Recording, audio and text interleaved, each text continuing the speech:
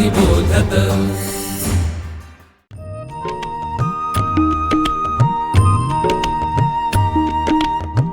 विवेकी अक्षर विवेकी लेखन सुश्राव्य वाचन श्रवणार्थ चरित्रे संस्कारी धीरवीर गाथा रम्य बालकथा अनुभवा अमृताचे शब्द थोर आणि सान सगळ्यांचे कान आनंदावे चालता बोलता ऐकावे पहावे ज्ञानी होत जावे सहजची।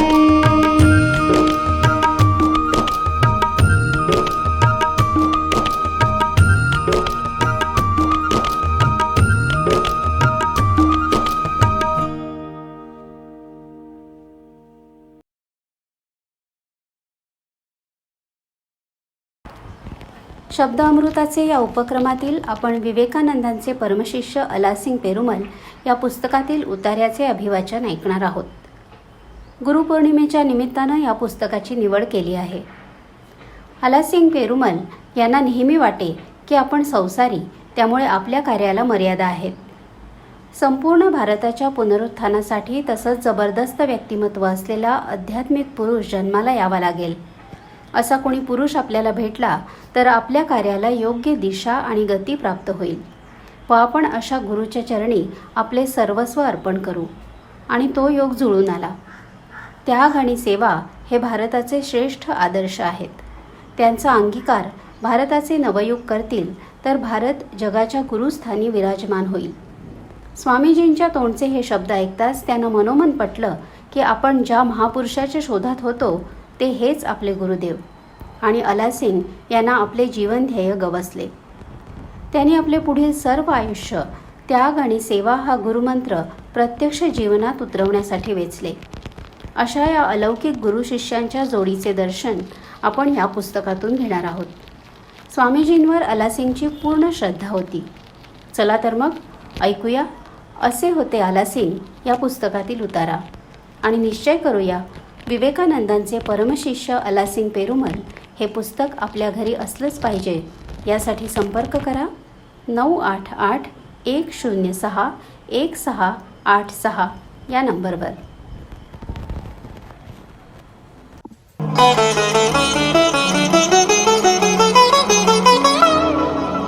विवेकानंदांचे परमशिष्य अलासिंग पेरुमल, लेखक विनायक लिमये। असे होते अलासिंग। स्वामी विवेकानंद आणि अलासिंग पेरुमल ही गुरु शिष्यांची जोडी। या दोघांच्या जीवनात काही बाबतीत विलक्षण साम्य आढळून येतं। दोघांचाही जन्म नवस सायासांनी झालेला। पुत्रप्राप्तीसाठी विवेकानंदांच्या आईने काशी विश्वेश्वराची आराधना केली होती, तर अलासिंगांच्या मातेने बाबा बोडणगिरीच्या दत्तात्रेयाची उपासना केली होती। दोघेही समकालीन। स्वामीजींचा जन्म 1863चा तर अलासिंगांचा जन्म 1865चा। अवघ्या 2 वर्षांचाच फरक। दोघांनीही पदवी घेतल्यावर कायद्याचा अभ्यास करण्यासाठी स्थानिक विधी महाविद्यालयात प्रवेश घेतला, पण दोघेही अभ्यासक्रम पुरा करू शकले नाहीत। वडिलांच्या मृत्यूमुळे विवेकानंदांना शिक्षण अर्धवट सोडून नोकरी करावी लागली, तर वडिलांच्या निवृत्तीमुळे प्रपंचासाठी शिक्षण अर्धवट सोडून अलासिंगांना नोकरी करावी लागली। दोघांनीही तत्कालीन समाजस्थितीचा बारकाईनं अभ्यास केला होता। भारताच्या अवनीतीची दोघांचीही कारणमीमांसा एकसारखीच होती। यावर दोघांनाही सुचलेली उपाययोजनाही सारखीच। दोघेही अल्पायुषी। स्वामीजी वयाच्या 40व्या वर्षी समाधीस्थ झाले, तर अलासिंगांनी वयाच्या 44व्या वर्षी या जगाचा निरोप घेतला। स्वामीजी होते मंत्रद्रष्टे संन्यासी, तर अलासिंग होते ते मंत्र आचरणात आणणारे आदर्श कर्मयोगी गृहस्थाश्रमी। स्वामी विवेकानंद आणि अलासिंग ही जोडी म्हणजे जणू पूर्वकालीन श्रीकृष्ण अर्जुनाची जोडी किंवा श्रीराम हनुमंताची जोडी. जणू एकाच परमेश्वरी कार्यासाठी हे दोन आत्मे एकाच वेळी या भूतलावर अवतरले होते. आलासिंगांनी प्रथम भेटीतच विवेकानंदांना आपले गुरु मानलं होतं. त्यांचा प्रत्येक शब्द हा परमेश्वरी आदेश मानून त्यांनी तो कसोशीनं आचरणात आणण्याचा प्रयत्न केला. पण स्वामीजींची एक इच्छा मात्र पुरी करण्यास त्यांनी नम्रपणे नकार दिला. असं कसं घडलं? कोणती होती ती इच्छा? एका पत्रात स्वामीजींनी अशी इच्छा प्रकट केली होती की आलासिंगांनी पाचीअप्पा शाळेची नोकरी सोडून ब्रह्मवादींसाठी पूर्ण वेळ द्यावा. एवढेच नव्हे तर त्यांच्या कुटुंबाच्या योगक्षेमासाठी दरमहा 100 रुपये स्वामीजींनी आलासिंगांना देण्याची तयारी दाखवली. पण स्वामीजींच्या या प्रस्तावाला आलासिंगांनी नम्रपणे नकार दिला. आलासिंगांनी का बरं नकार दिला असावा? त्याला 2 कारणं संभवतात. पहिली गोष्ट अशी की आलासिंग अत्यंत स्वाभिमानी होते. स्वतःच्या प्रपंचाच्या योगक्षेमासाठी त्यांनी कधीही कोणापुढे हात पसरला नाही. त्यांचा हात सदैव दान देण्यासाठी सिद्ध असेल, दान घेण्यासाठी नव्हे. त्यातून आता एक संन्यासी त्यांच्या योगक्षेमासाठी पैसे देऊ इच्छित होता. आलासिंगांच्या मनात आलं असावं की आपली संस्कृती आपल्याला शिकवते की साधू संन्याशांच्या योगक्षेमाचा भार गृहस्थाश्रमींनी उचलावा. पण इथे तर एक संन्यासी एका गृहस्थाच्या प्रपंचाचा भार उचलणार होता. हे आलासिंगांना कसं रुचावं? दुसरं कारण असं संभवतं की स्वामीजींशी परिचय होण्यापूर्वीच आलासिंग पाचीअप्पा संस्थेचे आजीव सदस्य झाले होते. सदस्य होताना त्यांनी मी या संस्थेची आजन्म सेवा करीन अशी शपथ घेतली असावी. त्यामुळे आलासिंगांच्या दृष्टीने शाळेतली नोकरी हे केवळ चरितार्थाचं साधन नव्हतं, तर ते आजन्म आचरण्याचं एक व्रत होतं. माणसाची घडण, चारित्र्य निर्माण आणि राष्ट्र उभारणीचं ते साधन होतं. त्यामुळे व्रतभंग करण्यास आलासिंगांचं मन कधीच तयार होणार नव्हतं. म्हणूनच त्यांनी स्वामीजींच्या प्रस्तावाला नकार दिला असावा. आलासिंगांची राहणी अत्यंत साधी होती. कमरेला लुंगी, अंगात पांढरा सदरा, त्यावर उपरणं आणि डोक्यावर मैसुरी फेटा. नेहमी कपाळावर वैष्णव पंथाचं चिन्ह असलेला पांढरा त्रिपुंड्र असे. स्वामीजींबरोबर एकदा कलकत्त्याला असताना आलासिंगांचा हा वेश पाहून स्वामीजींची एक अमेरिकी शिष्या जोसेफाईन मॅकलाउड यांनी काही कुत्सित उद्गार काढले. जवळ स्वामीजी बसले होते. त्यांनी ते उद्गार ऐकले मात्र ते एकदम कडाडले. चूप बसा, काय ही मूर्खासारखी बडबड लावली आहे? कोणाविषयी काय बोलता ते कळतंय का?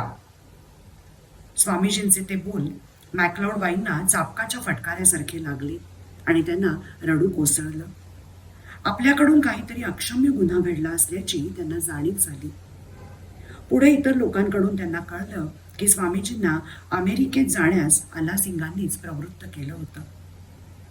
अमेरिकेला जाण्यासाठी लागणारा पैसा आलासिंगांनी घरोघर हिंडून जोळी पसरून गोळा केला.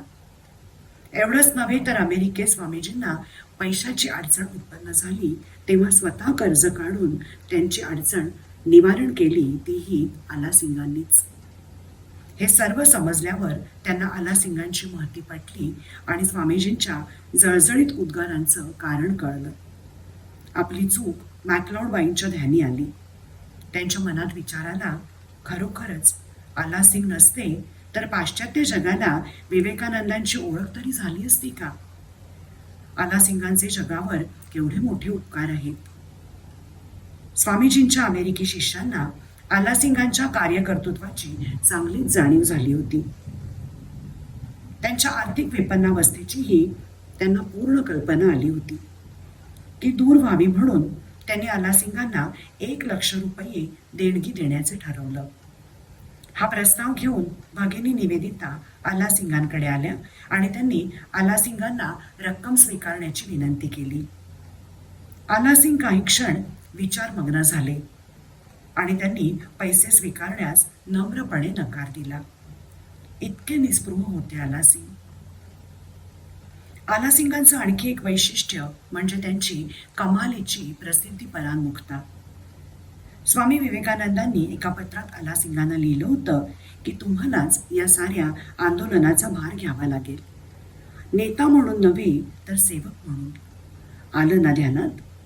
थोडा जरी नेतेपणा दाखवाल तरी लोकांच्या मनात मत्सर जागृत होऊन साऱ्या कामाची माती होईल. आलासिंगांनी हा आदेश शिरोधार्य मानला. साऱ्या कार्याची धुरा त्यांनी समर्थपणे सांभाळलीच, पण कुठेही ते नेता म्हणून व्यासपीठावर मिरवले नाहीत. लोकांना एकत्र करावं, त्यांना कार्यप्रवण करावं, त्यांनाच पुढे करून अनेक कामं उभी करावीत, त्यात त्यांना सहकार्य करावं, पण आपण मात्र सदैव मागे राहावं, हाच आलासिंगांचा स्वभाव होता. आम्हास नको मुळी मान मरातब काही, कीर्तीची आम्हा हाव मुळीही नाही. सर्वस्व अर्पिले मातृभूमीचे ठाई, हे दैवत आमुचे ध्येय मंदिरातील, असू आम्ही सुखाने पत्थर पायातील. या काव्यपंक्ती आलासिंगांनी आपल्या आचरणानं जीवनात सार्थ करून दाखवल्या. तरुणांना कार्यप्रवण करण्यात, त्यांना सुयोग्य मार्गदर्शन करण्यात आलासिंगांचा हातखंडा होता. पण त्यांच्या प्रसिद्धी परांमुखतेमुळे अनेकांना हे उमजत नसे. भगिनी निवेदितांनी मात्र हे पूर्णपणे ओळखलं होतं. सुप्रसिद्ध क्रांतिकारक तामिळ कवी श्री सुब्रमण्यम भारती एकदा निवेदितांना म्हणाले, आम्हा तरुणांना देशासाठी खूप काही करावं असं वाटतं, पण काय करणार? आम्हाला कोणी योग्य मार्गदर्शकच दिसत नाही. निवेदिता तात्काळ म्हणाल्या, असं का बरं म्हणता? तुमच्या चेन्नईमध्येच आलासिंग पेरुमल आहेत ना, ते तुम्हाला निश्चित मार्गदर्शन करतील. सुब्रमण्यम भारती आलासिंगांकडे आले. निवेदितांच्या शब्दांची त्यांना तंतोतंत प्रचिती आली. आलासिंगांच्या मार्गदर्शनाखाली इंडिया या तामिळ साप्ताहिकाची धुरा त्यांनी समर्थपणे सांभाळली. अतिशय साधे, अत्यंत स्वाभिमानी, आपल्या ध्येयाशी एकरूप झालेले, गुरुवर नितांत श्रद्धा असलेले, अत्यंत निस्पृह, कमालीचे प्रसिद्धी परांमुख, गोरगरिबांविषयी अति कण वसणारे, सेवाव्रती, आदर्श कर्मयोगी असे होते आलासिंग पेरुमल. स्वतः स्वामी विवेकानंद आलासिंगांबद्दल लिहितात, there is scarce men like our Alasinga in this world, one so unselfish, so hardworking and devoted to his guru. Such an obedient disciple indeed very rare on earth. या भूतलावर आलासिंगांसारखा निस्वार्थी, कठोर परिश्रमी आणि आपल्या गुरुवर आढळ निष्ठा असणारा माणूस विरळच. इतका आज्ञाधारक शिष्य जगाच्या पाठीवर शोधूनही सापडणार नाही. अशा या आलासिंगांच्या पवित्र आज्ञांना विनम्र आदरांजली. ओम तत्सत. विवेकानंद केंद्र मराठी प्रकाशन विभाग म्हणजेच MPRV गेली 35 वर्षे संस्कारक्षम आणि राष्ट्र जागरणपर पुस्तकांच्या प्रकाशन व्यवसायात. 135 हून अधिक पुस्तके, 10 लाखांहून अधिक प्रतींची एकूण विक्री, कार्यकर्त्यांना उपयोगी पडेल अशा माहितीची विवेकशलाका आणि केंद्राच्या देशभरातील कार्याचा परिचय करून देणारी कार्यदर्शिका. संपर्क अश्विनी हाईट्स, पहिला मजला, ग्राहक पेठेजवळ, टिळक रोड, पुणे 30. संपर्क क्रमांक 9881061686.